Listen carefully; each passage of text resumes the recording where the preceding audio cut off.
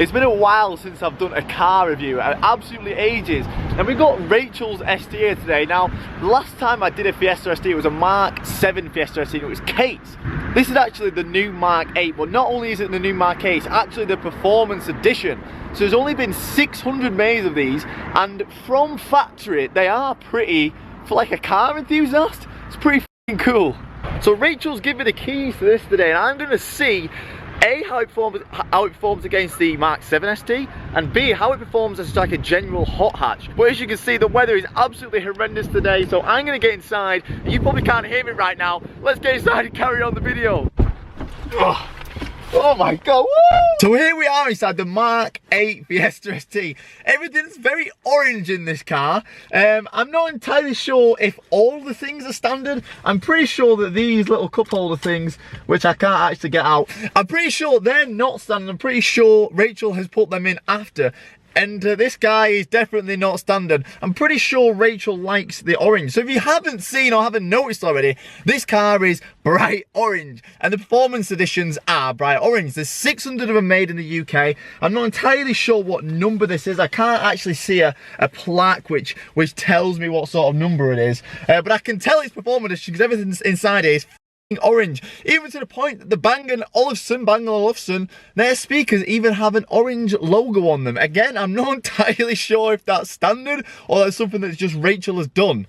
So I feel like the interior in here is overall nicer than the Mark 7s. The Mark 7s just kind of had like a weird sort of shape where everything was like, I don't know, it was like trying to center around the drive, but it just kind of didn't really work out well. I felt like it was just a strange. So this is a bit more modern, more normal, a bit flatter. I'm not a huge fan of these sort of screens, I'm not gonna lie. This is more built into the car. I just don't like the way they just stick out. I just feel like it just looks like it's just an iPad stuck there. Same with the Mercedes as well. I absolutely hate they're even worse than the Mercedes. At least this is somewhat built into the surround. The Mercedes just stuck on with some tiger seal. So now looks wise, they are a very pretty car. They're definitely nowhere near as aggressive as the Mark 7s. They are a lot more elegant. Now there is a negative side to that as well. Personally, these don't stand out enough from a Mark 8 S-Line Fiesta. They have the exact same front bumper as the S-Line with just different grills, and they just don't seem wider than like the S-Line Mark 8s. I don't really feel like this is a problem for the Fiestas in general. I just feel every car, a lot of cars going down that route now. A lot of the Beamers, you know, the M cars aren't as noticeable as like the M Sports. So I don't mean that's just a huge Fiesta. I just feel like now most car manufacturers are trying to tender to a lot more markets and not limit a lot of their customers out.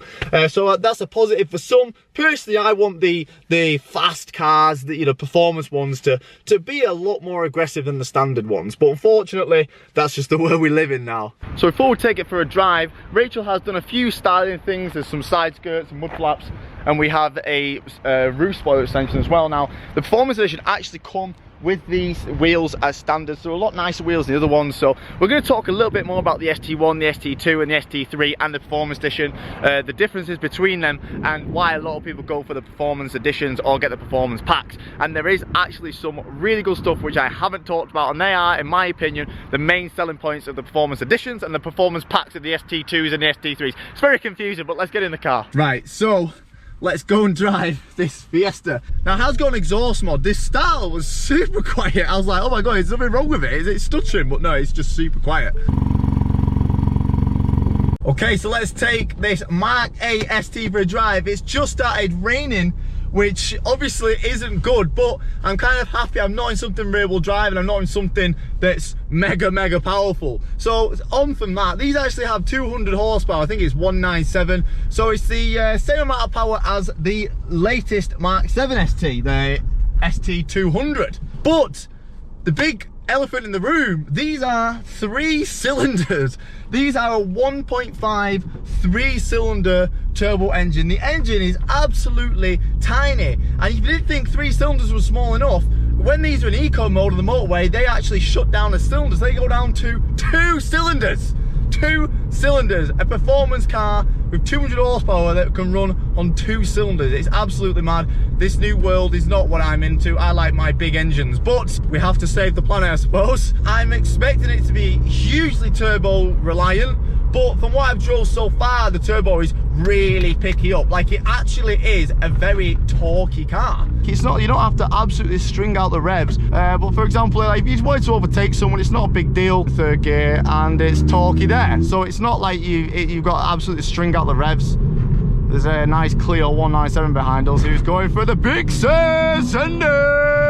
Sound-wise, I was expected to sound really weak. It actually doesn't sound that much worse or different than the Mark 7 STs. It sounds very similar. The sort of low-pitch, like droney. I know that's a bad use of word, but they are quite droney.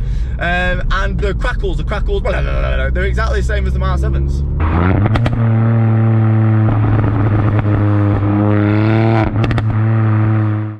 Different Fiesta STs, what are they?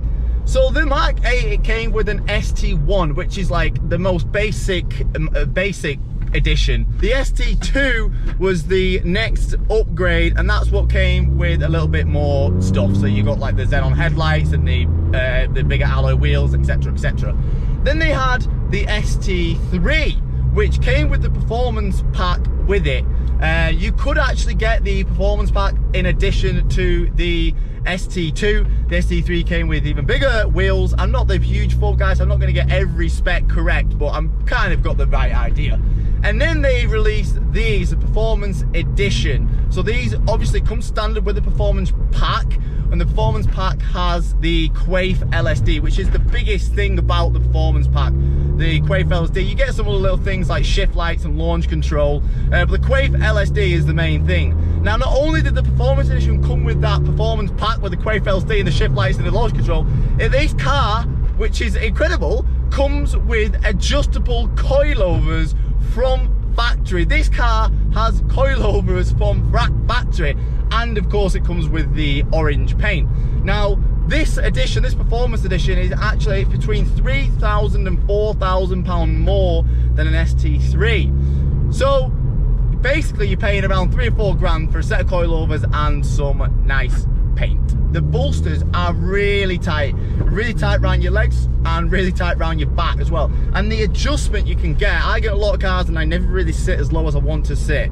This, okay, so that's the lowest setting, so that is low for a car, so that's good for me. Now, the one thing I really don't like is the steering wheel. The steering wheel is a not nice shape. It's massive, and the shape of it just doesn't look very pretty at all. I don't like the design, and it's just too wide. Like, my hands are like so wide apart from each other, and it's strange because that would usually create quite a soft sort of steering rack, but this is so twitchy. It's like constantly on edge, and it doesn't feel progressive through the whole way. Like with the steering here, you get, it's like, it's so twitchy, and it's like very snappy. It's not soft at all. So like I mean, that's good for a quick turn-in, but can't really get the perfect amount of feedback that you need, because one minute it's twitchy and then the next it kind of softens out. So it's like twitchy, then it grabs. It's really weird. The steering is, it's really weird. It's twitchy, then it softens up, then it twitches, then it softens up. And the reason I don't like that is because you find yourself making adjustments mid-corner. There's no sort of smooth inputs. You make an adjustment and you have to readjust it again. So you're constantly doing this with the corner because it's snapping and it's too far. That's the only thing that's bad, because if you're going fast, you really don't want to be making steering adjustments mid-corner, especially when you don't exactly know the road. So I'm turning in and I'm having to come back off again, and it's just really hard to predict. Actually, I take it all back, guys. I know why they've done the snappy steering. It's because it's got coilovers, so you don't want to be hitting the pothole. So I just cruise, you go, whoa, pothole! Like, you're like, whoa, pothole, do you know what I mean? It's the rev range is very limited. You only get a little bit where it actually gets the power, and that's between like 2 and 5k. Anything after that, it just kind of dies out a little bit. And really, who's flooring a car from 2 grand? So realistically, you're probably getting a power band of between 3 and 5. So he's going through the gears quite a lot. So we're in sport mode. I'm going to put it in track mode so we get the traction control off, because we have got that Quaife LSD, so it should pull us round. Heel and toe is quite nice in this car. Yeah, the diff is great. So the straight line speed isn't amazing, but the chucking and it's like there's bits where it should be losing traction. I should be understeering, but I'm just not. But it's the powering out. Like, look at the diff. I should be understeering all over the place there. Like, look how quick the turning is. Oh my God. Woo! It feels such a light car, and it literally feels like you're sat in the middle and the car is just pivoting around you. I can't really feel any like weight being thrown forward or weight being thrown to the right or weight being thrown to the left. It literally feels like the car's just pivoting around you. So cornering wise, I would love to drive this in the dry. The only thing letting it down is it's just not that fast, you know? And with it being a standard map as well, there's just no sort of like bootiness. That's the only thing that's kind of limiting my fun at the minute. It just genuinely doesn't feel that fast. I'm pretty sure a map would take that up. I'm not entirely sure how they react, these 1.5s, to mapping. And then like this is a sharp corner, just absolutely pivots around itself, back on the power straight away. Corners like this where I should be braking, just tucks it in. I can power through this corner in the wet. Just scrolls through so easy. Hardly any turning. It's such a doddle to drive, and it's so easy to drive as well. I'm actually surprised at how tight it feels. So coming on throttle mid-corner, throttling through a corner, that diff just feels awesome. I must admit, does this guy get so annoyed at me? Sorry, mate. Not even a fast corner. Oh, it just scrolls through, power on, down to second gear through this one. Nice and tight, pivots around you, power on through corner, pulls you out. Look how tight it is. Power through the corner. Oh, mate. Woo! The diff is great. Totally worth the money from that performance pack. Come down to a corner here, work it down to second, tuck it in, and then power out, and then the grip just pulls you through. Real wheel spin, but we're good. This chassis does feel really, really, really good. I'm very impressed with the chassis. Oh, the turning, and then power out with the diff. It's a good car, considering this comes out of the factory like this. It's a good car. So just watch the snap into the tail, and I was going to do it, and then just look, it just pivots around itself. Absolute pivots around itself. Diff pulls you out. Oh God, wow, it is fun. Nice little corner. Look at it. It literally just... I'm going to finish the video inside the car.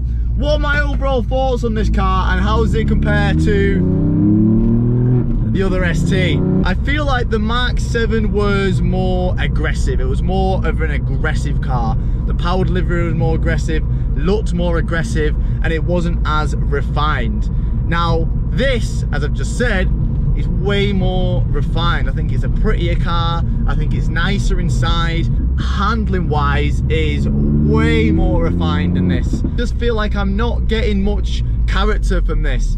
I'm not getting much power, much torque, much aggression, much boost, much turbo noises. There's just not as much going on inside of here. So yes, I would say this is a better car, but I just feel like it's lacking that sort of character that the Mark 7 had, you know? Maybe a map would sort that out, and a few more modifications would sort that out.